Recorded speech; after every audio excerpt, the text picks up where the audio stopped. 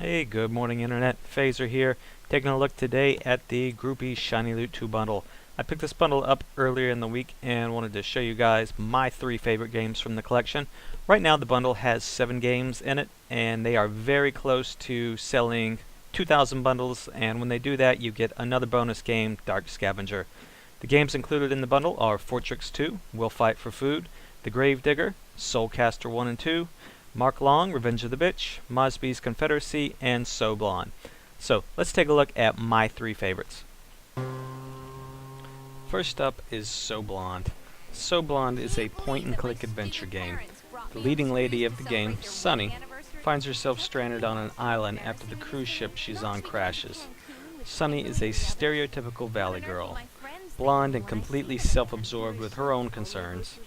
You might expect this would make her an unlikable protagonist, but there's something charming about the way she's oblivious to the situation she's in. Her first concern upon meeting someone on the island isn't survival, but making sure she looks good. Maybe it's this odd character twist that makes me find her endearing. In point-and-click games, sometimes having odd characters are more fun than having normal ones. The game looks great. The opening sequence with Sunny on the cruise ship is a nice blend of comic book style scenes and special effects. The normal gameplay graphics are very similar to the LucasArts style games, but a little crisper looking. The color palette of the island is pleasing and helps underlie the fact that this is a light-hearted point-and-click game. The animations are nicely done as well. For example, on the island there is shade that matches up with the palm trees as they go in the breeze. There's people in the background and they don't just stand there, they have idle animations while they're there. So it really helps the island seem alive. Gameplay mechanics are standard fare for the genre. Hovering the cursor over usable items will bring up an eyeball icon. Right-click on usable items will let you interact with them. Scrolling to the bottom of the screen brings up the inventory. You can combine items together to create new items. The first real puzzle of the game was intuitive to solve without being too easy. It required exploration, gathering items, and then combining them. I was surprised to have a Game & Watch style minigame thrown in while trying to solve one of the puzzles. Sunny was collecting water in a coconut shell when the minigame popped up. It was an easy game of collecting water as it dripped down, and you controlled it by using the arrow keys to go left and right as the water dripped down. There's even an option to skip the minigame if that's not your thing. This game seems to have had a lot of production value. I'm really impressed by the way the game looks, sounds, and plays. If you have any interest in point-and-click adventure games, then I would really recommend this game. You should try this delicious concoction. Yay! He dropped my precious purse! Fortrix 2 is a difficult game to describe without actually seeing it in action. You're trying to capture various objectives on the screen by reclaiming the surrounding land. You capture sections of land by your character walking completely around the perimeter. Anytime you start to capture land that isn't already yours, you're in danger. Cannon towers will shoot at you, dragons will soar around, trolls will block your path, and gates will block your way. All of this is introduced in the first few levels of the game. When you try to capture land, not only are you vulnerable, but the path you make as you're moving around is vulnerable as well. It may sound confusing, but if you watch the video in the background that's going, you can get an idea of how you capture the land and how it all works. The environment works against you as well. Swamps and water make your character move much slower, which leaves you more vulnerable and out in the distance. I really like to say vulnerable, even though I can't say it very well. It's not all bad though, as power-ups appear at random times during the game and can make a big difference.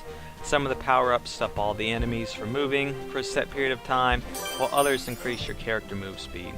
The towers are constantly shooting cannonballs at you, and they can be brought down by capturing catapults.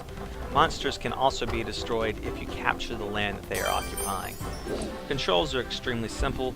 Movement can be controlled by the arrow keys or mouse. The character can sprint along the border of the territory he already controls by holding down the control key. This game is easy to pick up and understand. The difficulty scales up pretty quickly after the 5th level. There are multiple difficulty levels to pick from if you find the game too challenging or not challenging enough.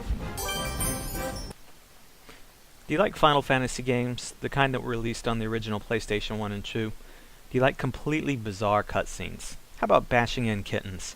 If you said yes to any of these questions, then you're going to like Mark Long, Revenge of the Bitch, Our story begins with Mark trying to find some ginseng. Unfortunately, all he can find is some more useless healing sand, and I hate when that happens in RPG games. As Mark walks the world map looking for more ginseng, the random wildlife will attack him. From there, the game goes from an overhead view to a standard RPG battle system view. Enemies and main characters take turns fighting each other. It's not a real-time fight. It's very similar to the old Final Fantasy where enemy takes a turn, you take a turn. Initially, Mark has a small selection of attacks, but as the game progresses, more abilities become unlocked. After Mark has bashed in the skulls of the wildlife, mostly kittens to start, experience is rewarded and the game goes back to an overhead view. While searching for ginseng, some of the paths on the map are unreachable. Instead of a typical RPG boulder blocking the path or an NPC blocking the path, it's furniture, it's a piano, it's a chair, it's crazy. If you need to reach the other side of the map, nope, sorry, you're going to have to find a way to climb over that piano. Okay, not really. The game has progressed in such a way that it unlocks the paths for you. Soon enough, Mark's girlfriend, joins the party, and things get even more interesting. I'm not going to spoil anything past that. As the story progresses, live-action cutscenes are shown. These, in my opinion, are the real rewards for playing the game. The footage has special effects thrown in for good measure, and at one point, I'm pretty sure there was a guy wearing a bunny suit. Some games would be content to skate by on bizarre cutscenes and wacky gameplay while only offering a bare-bones RPG experience, but not Mark Long.